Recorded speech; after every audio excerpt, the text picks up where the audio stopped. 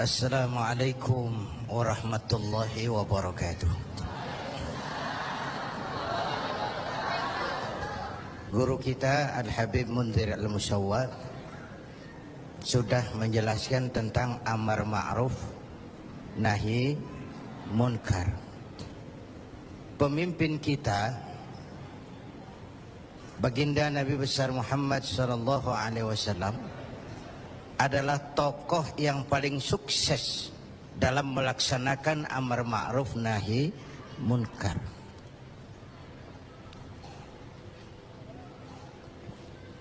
Berkembang dengan pesat, lain dengan agama-agama besar lain, kata Stoddard. Agama Buddha punya Raja Asoka, agama Persia punya Raja Cyrus, bukan Cyrus Sinaga, Cyrus. Agama Kristen punya Raja Konstantin. Mereka ini raja-raja besar dan berkuasa yang menunjang agama yang dianutnya dengan segala daya dan dana, dengan segala kekuatan dan kekuasaan. Lain dengan baginda Nabi. Beliau bukan raja, tidak anak penguasa, tidak pula orang kaya. Tapi amar ma'ruf yang dilaksanakannya berhasil menembus dinding Jazirah Arabia, mewarnai hampir 2/3 belahan bumi. Nah, saya mau ambil porsi apa landasan beliau dalam melaksanakan amar ma'ruf dan nahi munkar sebelum ke arah yang tadi sudah ditanyakan Saudara Agung. Pertama, landasannya adalah siddiq. Apa? Jujur.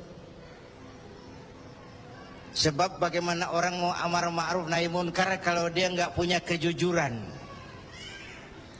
Nabi kita itu lidahnya adalah hatinya, ucapannya adalah perbuatannya, perintahnya dia berwibawa, ajakannya diikuti karena beliau pelaksana pertamanya.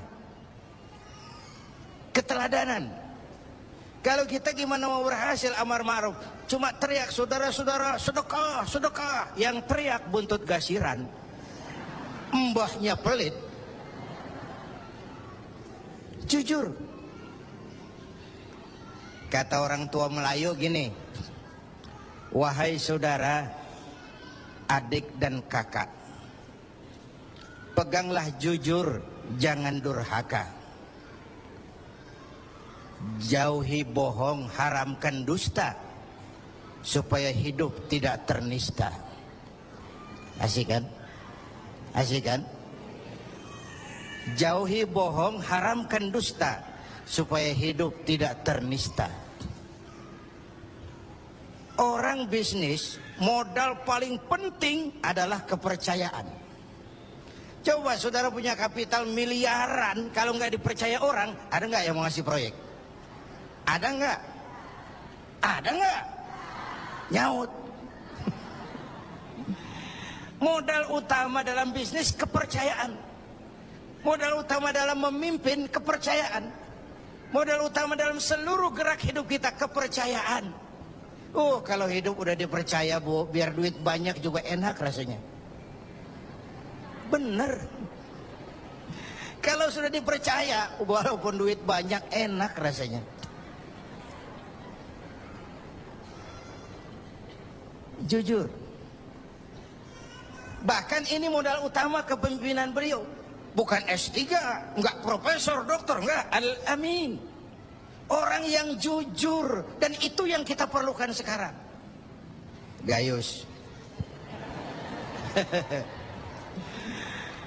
Saya lihat bukan saja kasusnya aneh, penanganannya juga aneh. Orang sekali bergayus bisa ngobok-ngobok semuanya. Sekarang banyak yang telinganya pada merah, matanya pada pedas. Begitu dia nyanyi, bagaimana dia merambah kepolisian, merambah kejaksaan, merambah kehakiman. Lalu penanganannya juga aneh. Kayaknya mau terfokus kepada kasus gayusnya, padahal yang terbesarnya adalah mafia hukum dan mafia pajak. Kan itu soal yang paling besarnya. Kita perlu jujur, jangan ada dusta di antara kita.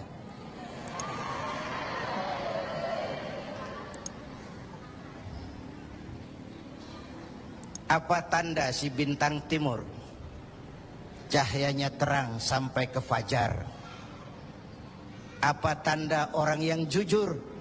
Hatinya mulia, ucapnya benar. Hatinya mulia, omongannya benar. Tidak pepat di luar, pancung di dalam. Menjegal kawan seiring, manis jika berhadapan, balik belakang lain bicara. Tiap hari kita ngadepin topeng. Topeng yang berkeliling. Ini mukanya apa bukan sih? Ini omongannya apa cuma sekedar sebuah misi? Dan seterusnya.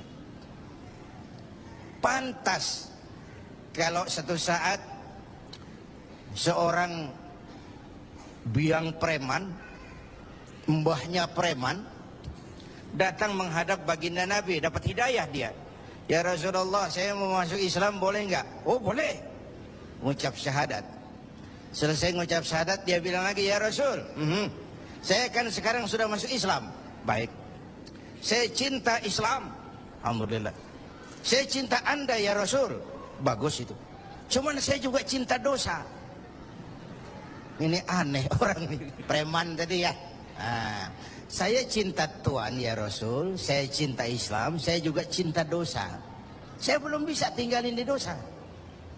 Saya suka judi, suka mabuk, suka zina.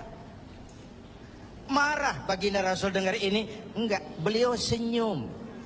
Senyum. Orang yang tegasnya amar ma'ruf nahi munkar itu jangan masang muka kuburan. Manyun, muka ditekuk, jangan. Senyum. Lalu beliau bilang, lah Pak Sebi, nggak apa-apa dah. Cuman begini, Mas. Dari Jawa premannya waktu itu. Kamu suka mabuk, hobi. Kamu suka zina, di mana-mana ada langganan. Kamu suka nyolong, iya. Nah, oke, gini. Saya cuma minta, mau nggak kamu mulai hari ini janji sama saya? Apa ya Rasul? Jangan bohong. Hal tu'ahiduni ala tarkil kadzib? Mau nggak kamu janji satu aja, jangan bohong? Saya kira apaan kali ya Rasul? Kalau itu mah kecil. Sanggup? Sanggup. Ayo, saya bayat. Bismillah, mulai hari ini kau janji nggak mau bohong. Janji. Pulang, sambil pulang di hatinya mikir, ma ashala ma talaba hadzal nabiyul karim. Ini Rasulullah kok gampang banget permintaannya, enteng urusannya. Saya terang-terangan nggak tinggal zina, nggak tinggal nyuri, saya suka mabuk, cuma disuruh nggak bohong. Encer. Dia kira nggak bohong gampang. Dia kira nggak bohong gampang. Padahal Nabi Allah Ibrahim pernah mengeluh, saya seumur hidup 3 kali bohong, saya harus tanggung jawab di hadapan Allah. Padahal bohongnya bohong bener. Seumur hidup 3 kali merasa bohong, bingung Nabi Ibrahim.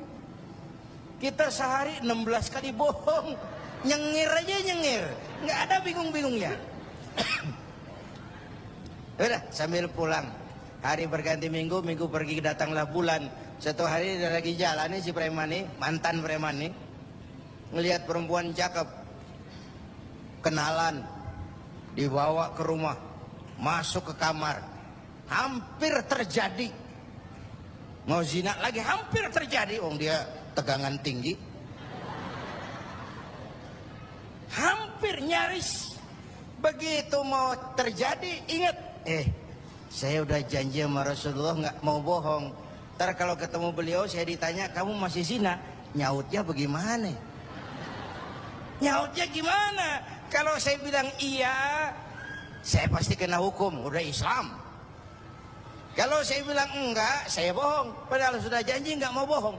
Perang ini, iman sama syahwatnya. Kata syahwatnya, udah sikat. Kata imannya, pikirin dulu, lu udah janji lo. perang. Akhirnya imannya menang. Dia bilang sama tuh perempuan, Mbak Yu, Mbak Yu, non sewu Mbak Yu, ndak jadi. Loh, ndak jadi piye tuh Mas?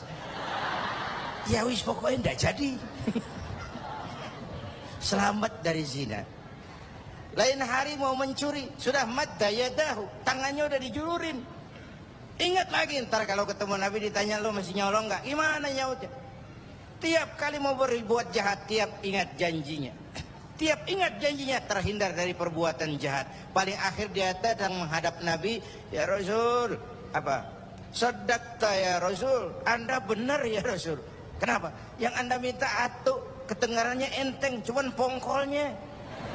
Saya nggak bekutik ya Rasul. Lihat pengaruh jujur dalam hidup. Kiai, mohon maaf kalau saya potong jawaban jujur Kiai ini. Nah, bagaimana dengan sifat dari hakim-hakim kita dalam memutuskan ini, Kiai? Ya, kita berharap mudah-mudahan mereka jujur. Perkara apa ini harapan hampa itu soal nanti lah. Yang penting kita berharap mereka jujur dan mempunyai rasa keadilan. Bapak Ibu hadirin yang saya hormati, ini satu dasar amar ma'ruf tuh, jujur. Yang kedua, tabligh, menyampaikan ini pun nggak gampang.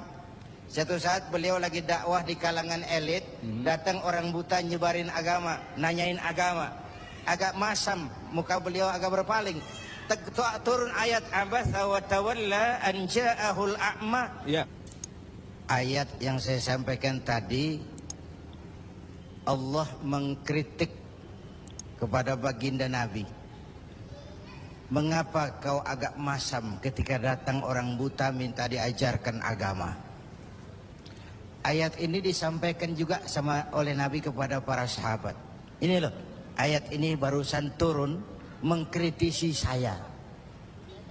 Jadi memang yang orang hidup yang baik itu jangan alergi sama kritik. Tapi yang kritik pun jangan asal ngomong. Ya. Orang jangan alergi sama yang namanya kritik, karena kritik itu yang sering membuat kita berpikir. Dikritik yang membuat kita dewasa. Dikritik yang membuat kita jadi bijaksana. Pujian sering jadi racun. Walaupun sementara kita senang. Ibu cantik lah Bu. Mekar hidungnya. Tapi itu sering jadi racun.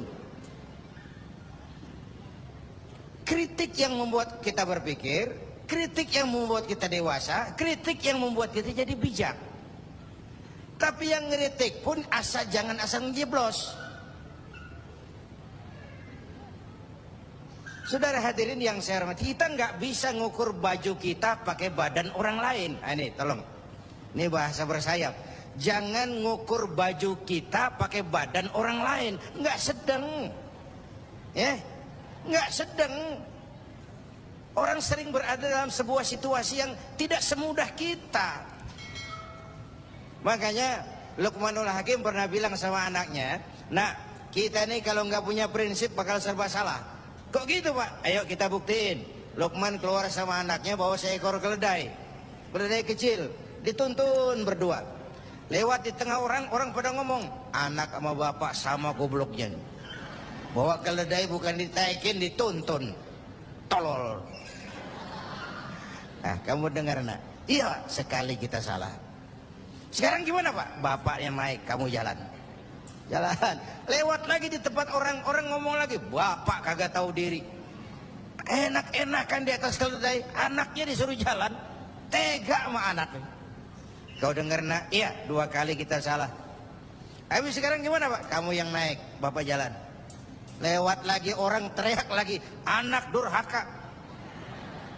Di bapaknya disuruh jalan, dia enak-enakan. Dengar nak? Iya Pak, 3 kali kita salah. Sekarang gimana Pak? Kita naikin berdua yuk. Naik berdua. Sampai di tempat orang banyak teriak lagi, anak sama bapak samanya ini. Tidak punya peri kebinatangan. Masa keledai kecil dinaikin berdua? Kejam. Nah, kau dengar. Iya. Berapa kali kita salah? 4. Tapi sekarang gimana Pak? Sekarang keledainya nyok kita gotong. Gua pengen tahu orang ngomong apa.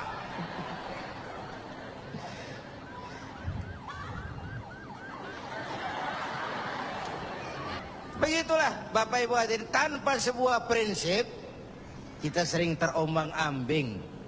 Makanya kita rakyat ini kudu punya filter. Rakyat harus jadi rakyat yang cerdas. Emas pasti kuning. Ya, apa semua yang kuning pasti emas? Rakyat harus cerdas. Ini nyengir tapi mikir nih, ya. Bapak Ibu hadirin yang saya hormati, karena itu kembali kepada sifat menyampaikan, apalagi yang menyangkut hak orang banyak. Orang-orang tua Melayu bilang begini, mengapa orang menembak ungka? Karena merengguh buah embacang. Kenapa orang banyak celaka? Karena serakah dengan hak orang. Anak udang dimakan itik, itik berenang di air timpas. Hak orang jangan diusik. Kalau diusik badan terhempas, hancur. Karena yang menyangkut hakul adami, hak-hak manusiawi itu harus dipenuhi. Tabligh menyampaikan. Ini kan kadang-kadang dari atasnya bagus, di tengah jalan banyak tukang sunat. Turun ke tingkat menengah, ini jalur birokrasi, sunatin. Turun lagi ke bawahnya, sunatin. Turun ke gubernur, sunatin. Turun ke wali kota, sunatin. Turun ke camat, sunatin. Sampai ke rakyat, ujungnya doang dikit bener. Kebanyakan tukang sunat di negeri kita. Belum lagi kerja mubazir. Itu ada pepatah orang Melayu bilang begini, wahai kawan, banyaklah zikir, mengingat Allah, janganlah mungkir. Wahai kawan, banyak berzikir, mengingat Allah, janganlah mungkir. Hindarkan semua kerja mubazir supaya hidup tidak terisolir. Kerja mubazir itu kayak apa? Kayaknya kenal Ja'ronah. Pernah dengar nama itu? 6 kilometer di luar Mekah itu ada Masjid Ja'ronah, tempat kita ngambil mikot ihram kalau mau umrah. Ja'ronah itu perempuan lugu, ya tipis-tipis sama bego dah. Bego tahu bego? Minum es ditiup, nah tuh bego tuh. Dia kira ngebul panas.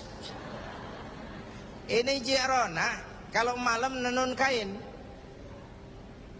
siang dia rusakin lagi. Supaya apa? Supaya malam punya kerjaan, nenun lagi. Siang dia rusakin lagi, malam dia tenun lagi. Allah sindir kita dengan peristiwa itu, wala takunu kallati naqadat ghadlaha min ba'di quwwatin ankatha. Jangan kamu seperti perempuan lugu itu yang kalau malam nenun kain, siang dia rusak lagi. Malam dia tenun lagi, siang dia rusak lagi. Jalanan udah bener-bener dipaculin. Supaya apa? Besok punya kerjaan dananin jalanan. Berapa banyak proyek Ja'ronah di Indonesia ini? Tahsilul hasil, mengerjakan yang udah beres. Kan kerja mubazir. Bapak Ibu hadirin yang saya hormati, ini soal tabligh. Yang ketiga sidik amanat, yang kedua amanat ya. Yang ketiga tabligh. Amanat itu menyampaikan, bisa menjaga kepercayaan orang, itu penting. Itu amanah namanya. Menjaga amanah itu tugas yang mulia. Sama saja kalau tadi Habib sudah menjelaskan, amar ma'ruf itu hakikatnya nahi munkar. Nahi munkar itu ya amar ma'ruf, cuma beda orientasinya. Tapi dalam pelaksanaannya amar ma'ruf agak lebih tidak beresiko ketimbang nahi munkar. Kalau kita amar ma'ruf, paling-paling orang nggak mau gitu aja. Orang kalau diajak sholat nggak ada yang marah insya Allah, tapi nggak mau ya gitu aja. Tapi kalau dicegah judi, dicegah zina, dicegah judi, oh bandarnya kuat-kuat sekarang ini. Bandarnya kuat-kuat. Jangankan kelas kita, hukum aja bisa dijual beliin. Perkara bisa dijual beliin. Saya tempo hari saya bilang, rakyat kecil kalau mau laporan kehilangan ayam, itu kudu jual kambing. Harga laporannya mahal. Nanti berperkara kepengen menang, mesti jual sapi. Cuma mau ngurus ayam hilang, kambing hilang, sapi lengit. Itu kadang-kadang, ya kita nggak bisa, karena selalu ada permainan. Dan itu proses. Salah siapa? Ayo kita perbaiki sama-sama. Ini negara-negara kita. Kemerdekaan ditebus dengan keringat, air mata, darah, dan nyawa orang-orang tua kita. Membangun negara ini kita biayai dengan uang kita rame-rame. Kita yang bayar pajak listrik, pajak mobil, PBB, uangnya dikumpulin bangun negeri ini. Saya ikut bayar pajak. Karena saya tidak rela kalau uang pajak itu digunakan cuma untuk studi banding atas nama jalan-jalan. Ya. Lalu dibikin slogan besar-besar, orang bijak bayar pajak, orang pajak ngemplang pajak. Ini bagaimana kayak itu? Kalau yang ma'ruf berjalan, tapi yang munkar juga berjalan, artinya kita hanya beramar ma'ruf tapi tidak bernahi munkar. Syauqi bilang dalam sebaik syairnya, famata yablughul bina'u yawman kamaluhu idza anta tabni wal akharu yahdimu. Kapan bangunan mau selesai? Kalau kamu bangun orang lain ngancurin. Orang Betawi bilang itu namanya kayak nimba kagak dibendung. Bagaimana airnya mau kering kalau nimba nggak dibendung? Kenapa? Yang ma'ruf jalan, yang munkar juga jalan. Maka amar ma'ruf nahi munkar harus ditegakkan secara bersama. Satu. Yang kedua, saya sepakat dengan guru kita Habib Munzir bahwa amar ma'ruf nahi munkar sesuai dengan bidang dan keahlian kita masing-masing. Jangan memaksakan sesuatu untuk hal yang memang bukan dunia kita. Saya dulu pernah mimpin partai politik. Dulu zaman jahiliyah. Belakangan saya menyadari politik memang bukan dunia saya. Walaupun partai politik perlu, tapi biarlah orang yang dunianya di situ saja yang mengurus politik. Saya lebih baik sama-sama Habib Munzir lah ngurus umat dan dakwah ini. Jangan memaksakan sesuatu yang memang bukan dunia kita di situ. Kalau kiai disuruh bangun jembatan, apa camat mau ngurusin tahlil? Itu yang kedua. Yang ketiga terakhir, semuanya harus berangkat dari husnuzon, baik sangka. Apa yang terjadi oleh tokoh lintas agama dan sikap Bapak Presiden, kita jembatani dengan husnuzon. Kita percaya pemerintah pasti punya niat baik untuk mensejahterakan rakyat. Kita juga percaya tokoh lintas agama punya tanggung jawab moral. Mereka memberikan teguran bukan karena benci pemerintah, tapi ingin melihat negara ini berjalan dengan baik. Saya ingatkan waktu PSSI lawan Oman, itu ada penonton yang namanya Ardi turun ke lapangan, tendang bola ke gawang, untung nggak gol. Waktu ditanya, saya bukan benci sama PSSI, saya bukan mau ngacoin pertandingan, saya cuma greget kenapa sih nggak gol-gol PSSI ini, penalti aja meleset, capek saya greget.